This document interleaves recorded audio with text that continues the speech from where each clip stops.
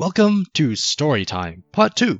But don't worry, you don't have to watch Part 1, because today we're talking about two things that are a little bit unrelated to Part 1. Burnout and niche playstyles. I hope that this story of mine can help you decide once and for all whether or not you want to pick up a niche playstyle, but also maybe help those of you that are feeling a bit burnt out of the game. I also asked some people about their experiences with niche stuff, and I'll be sharing that with you as well. But to start us off, why don't we talk about burnout? Earlier this year, I was feeling pretty burnt out of the game. I've been playing for about 1.5 years at this point, and my normal event experience looked a little something like this.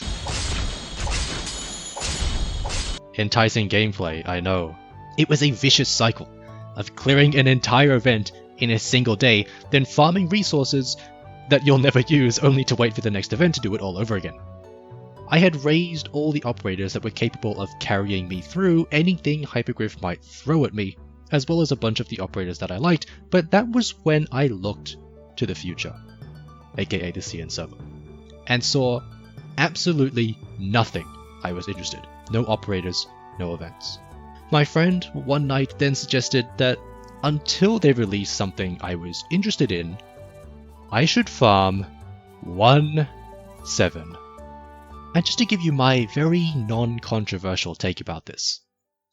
Farming 1-7 is the most boring thing you can do in Arknights. So as I continue to wallow in my boredom, the idea hit.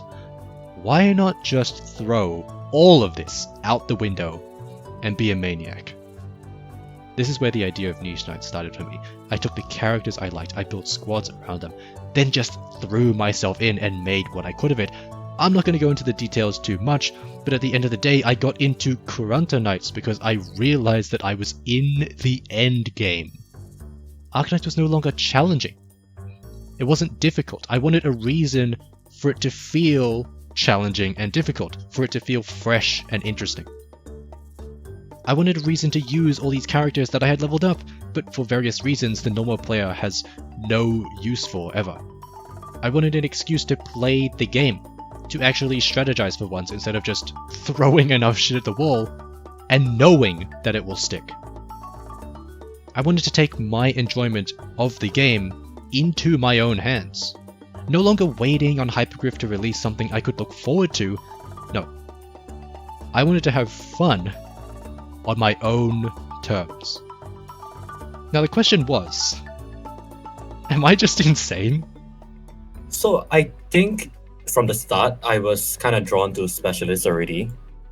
Weedy was the one that really made me want to start playing specialist knights, but before then I had already taken a liking to waifu. I initially didn't really take it seriously. I just had a lot of specialists raised for some reason. But when Mansfield came out, I started doing my EX stages with only one class. So I would cycle between like defenders, specialists, snipers, guards. And for EX8, I did specialists. That was the first time I really committed to doing specialist knights clear. That was hard. And even on CN, it had never been done before. So that one to be like the first ever, it pushed me on. And I ended up being the first. So that's where my love of it started.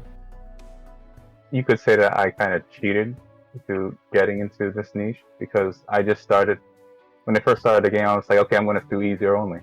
And when you first start the game, of course, you don't promote anyone. So it wasn't really a problem for me to have all these operators. There's just a fascination I have with you getting away with doing something you're not supposed to do. Because you're not supposed to beat these stages with no promotions. Like, if this was any other gacha game, they would, like, it's not possible. But Arknights has been built in, like, such a way so you can, if you can think, it's more like the game is designed like you can get away with really weird combinations and gameplay mechanics. Ability to do something you're not supposed to do. I mean, that sounds childish, but it's more like, I like the puzzle aspect of, like, you're trying to, it's like you're kind of like a hacker. Like, okay, you're trying to hacking the game because you're trying to look, okay, let me see the stats. Okay, if we do this and that, then we can get my 5 fast redeploys to stall the Manfred boss for like 30 minutes, and then he'll just kill himself with a cannon. look at my profile picture. One of the things that interested me was that connection between things you like and the niche you play. I really like the characters in my niche, and it is one of the key reasons why I play this particular niche. And it also led me to like characters that I was previously kind of on the fence about. Getting to use the characters I like definitely fuels my determination to continue doing it. Also, getting to see Wishlash's smile all the time heals my soul. Actually, now that I think about it, not a lot of high-end players have their waifus in their niche. The thing likes Platinum, but he's playing Specialist Knights. I like Angelina, but she's in Supporters. Ringo does, he's really good at like Supporters, but his favorite operator is Indigo, and she's a caster. Zebra's really good at like just theory crafting high-risk CC, but his favorite operator is Fia Beta. That's really weird. I never really thought about that. You don't. Well, to me, you don't have to like connect the operators you like to whatever niche you do. You can like operators. Like I like Exia, but I don't have to also bring her to every stage. Well, yeah, is it because you like you like bears in general, or is it because you like the characters? No, I am Kuma. A lot of the ops I liked were already birds. Esthesia, Magellan, Helica, Mr. Nothing, and La Pluma. When Desole's holiday arrived to Global, I was happy to get La Pluma, but then decided to roll on the Passenger Standard banner to get him to finish my collection of Skate drawn ops. That's when I figured that maybe I could actually try out bird-only clears, given I already had a decent amount raised. Mudrock is still my favorite op in the entire game, by the way. Something that surprised me going into niche gameplay was how certain operators were way more useful than I felt they had any right to be. You always hear people say, "Oh, X operator is bad, don't level them." But you also hear just as many people giving the very unhelpful advice that every operator is useful somewhere, somewhen. It's not that they're bad, you just don't know how to use them. Honestly, I've always taken the middle ground, where there are certainly operators that are quote, bad, that I don't recommend you raise. But if you really want to use them, they still do their job and have their own unique quirks that make them useful. Going into a niche forces you to see operators in a new light. Not just the bad ones, mind you. It forces you to appreciate each operator for what they are, instead of mindlessly comparing them to things that are better or things that people say are better.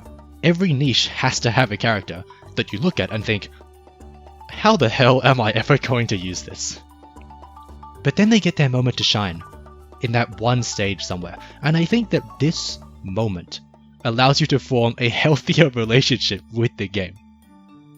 I wanted to know, what characters did you underestimate? Dusk. In the current context of Niche Knights, she's your best DPS against tanky drones until Paz's debut. Wild main. Unironically. I'm so sorry. I have to admit it to you. Dude, I thought, when I first started Vanguard Knights, I thought Wild Main was like the most dog shit op ever. And I refused to, I raised every Vanguard but Wild Main because I never saw her in any clears. And then like, one of my friends, Cactus, he's also a very big brain Vanguard Knights player. He was like, he did is it M86 or M88? I think it was M88 CM, the Bird Mephisto stage. But like the Poison Mist is just absolute ass to deal with. He used Wildmane to shift cancel one of the Sarkha Centurions, and I was like, fuck, that's really smart. And then I saw CC Dawnseeker, the big Vanguard Knights group, also used Wildmane to shift cancel one of the archers, and I was like, fuck, that's really smart. And I was like, oh no, I have to raise her. That's part of what being a Niche Knights player does to you, I think. You start to notice these kinds of ops and their true potential. A lot of people say Mizuki sucks, a lot of people say Lee sucks. Okay, maybe Lee not that much, but basically these are characters that people overlook, but after having used them, I really think that they're very strong. Even in a general sense, not just in a Niche Knights kind of setting. Like Lee especially is fucking cracked in Chapter 6, in some of the upcoming events. She's just really good in quite a lot of scenarios that I think is worth raising. Now, if you watch a lot of Arknights content, specifically those challenge clear stuff, you might feel obliged as a niche player to optimize.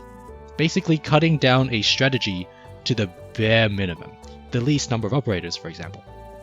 I can't say that I'm particularly fond of optimization, as it takes a lot of time, trial and error. However, every so often, there does come an opportunity to maybe remove an operator or make a strategy cleaner, and it certainly feels pretty good when things go your way and you get a glimpse into what peak performance feels like. I know it can be different for content creators who may feel obliged to have fancy and optimized clears to upload, but nevertheless, I wondered what the process was like for others, what drives them to optimize. The inspiration comes from certain people who did crazy clears from high-risk CC or hard stages to hard clears with their respective niche knights. It's also a part of my normal playstyle that I want to optimize clears in CC daily stages. To go with that mindset, you kind of have to. Well, for me to go to that mindset, I particularly, I'm not sure about the others, but I look at all the other niches that cleared that stage, like Defender Knights, like Sniper Knights, Specialist Knights, even the other low-level clearing stages like E0 level 1. Like there are people who do that on CN, but even I can't do that because that's too much money. I tend to look at all the other niches just to try to get an idea. And if I have like a small idea, like an idea that can get me to like survive the first 10 seconds, then I throw that idea and see what goes from there. And then at that point, I guess you can say it's trial and error. But it's good to have the mindset, at least to me, the mindset that there is a solution, even though that's not guaranteed. I just gaslight myself into thinking this is optimizable. At the end of the day, like you never really know when you start a clear if it's doable or not. You kind of just do and then feel it out, right? So the same thing kind of goes with optimization. You never really know how low you can get it until you kind of just feel it out. Now, one of the things about burnout that I didn't touch on was burning out of niche knights. I know I've been selling this so far as a cure-all to burnt-out players. Pick up a niche and all your problems will be solved. But I don't want to give you the impression that you can't feel burnt out of niche playstyles. It's challenging. It's extremely difficult, frustrating, impossible at times. Yes, you'll probably be spending more time clearing stages. Yes, you'll fail a hell of a lot more. Yes, there's probably a CN player that's doing it better than you. The freshness and intrigue of niche playstyles definitely wears off in the same way that the novelty of a shiny new operator kind of fades with time. The lengths to which you will go to play in your niche is up to you and how you approach playing games. Also, seeing cool clears online sometimes doesn't really get across the time it took to get to that result. But it is possible to surmount the odds and come out victorious. You see them everywhere. We are still playing the game. But we all feel a little bit lost sometimes. The challenge of going back to clear things is the fun. If I could just smash through everything in one go with the birds, I wouldn't be having as good a time. When it was just me versus the JP players, it was like I was watching like family members do cool stuff. Whenever they did something cool, you would be happy for them. It's such a weird thing to say, but like that was how it is. But nowadays with modules and all that, I basically don't play stages, the normal event stages with specialists anymore because of that fact. Like it's such a toxic mindset. But when someone is clearing records that you know you won't be able to beat because of modules and all that, or when someone's beating your old records, like fucking Mansfield, they did it in like 4 operators, I think, after all the power creep and modules. It just feels bad, and it made me lose motivation for those kinds of players.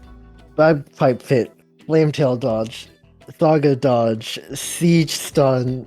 I was just like, dude, this is way too many things. And if you like, you're not supposed to be too heavily reliant on RNG in the first place, but the fact that I am pushing, or I'm trying to push records, right, means that I will have to rely on these things, so I'll have to get, like, 80% dodge on Flametail means that she dodges, like, 4 out of 5 shots, but what if I need her to dodge, like, all shots, and she just instantly dies if she doesn't dodge a shot?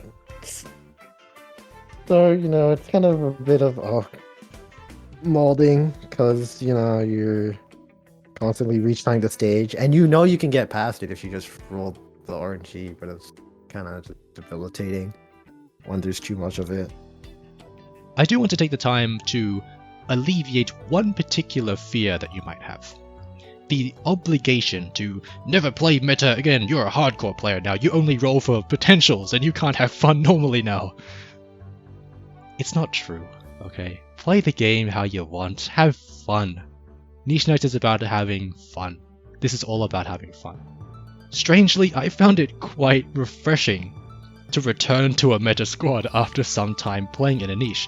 I remember the first time that I used my meta squad after playing in a niche and thinking, holy crap, Silver Ash is just cracked. Which is the same feeling I had when I first E2'd him nearly 2 years ago. Yeah, Niche Knights definitely makes the game feel a little bit fresh. For the most part, I don't clear new stages normally anymore, but I still occasionally roll for non-bird ops I think would be fun. Horn was a recent pickup, and I'm thinking of maybe trying to get Dorothy and Stainless too. I know I'll almost never use them, but it never hurts to expand one's options. Yes, I'm still doing normal clears, especially in CC, where my Niche Knights isn't great at clearing with daily max risk, and if I just wanna, ooga booger a stage. I actually do. Quite a few Niche Knights players don't, but I don't. Okay, this is such a bad thing to say, but like I honestly speed through most of the stages with a meta squad. I take my Surter, my essay, and I just speed through it. Like, basically, there's not a lot of stages that interest me, other than a select few, like 718, WDEX8. Those are the ones that I really want to clear with cool stuff. For like Chapter 10, most of the stages are kind of boring to me. So yeah, I just play with normal squads. But through the frustration, through the pain and the attempts, trying, failing, persevering, we are still here. Still doing the same things, still playing the same game. Now, like I said, the situation can be a little bit different for people who make content about Arknights. I'm sure that some of them, myself included, feel a bit of an obligation to make a certain type of content, and I'm kind of glad that my channel is not just a cool stage clears channel anymore. But with this in mind, there was of course one more question I had to ask. The obvious question, the question that you all know is coming. Is it fun? Fun is subjective. It's fun in moderation. Of course, I like playing back. It feels good when things go your way. It doesn't when things don't go your way.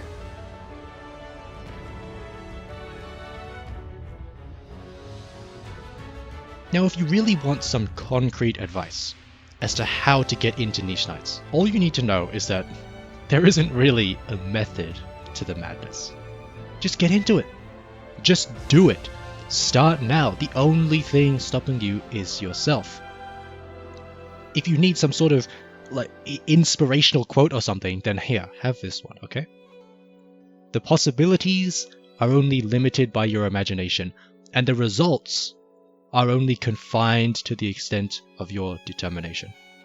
Thanks to everyone who took the time out of their day to chat with me about this. It felt a bit weird for me to just slide into the DMs raw, but it also felt like just having me talk about Niche Knights for 30 minutes was probably not the most entertaining, educational, or inspirational content I could make.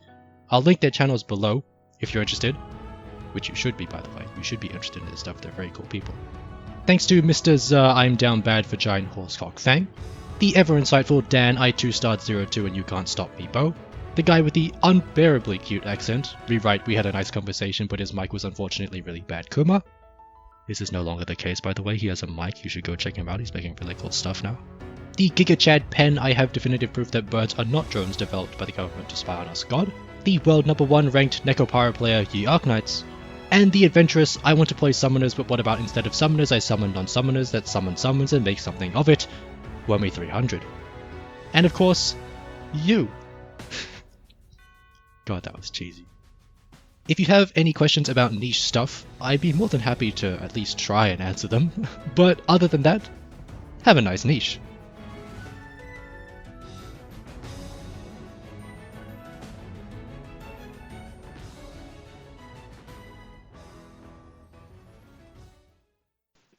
Anything else you want to touch on before we go out?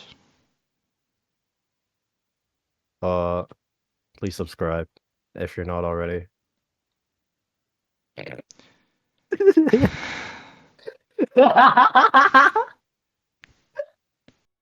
God, he's so hot. Weird ass, whack ass, Absolute ass. It feels good. too easy. Feel it out.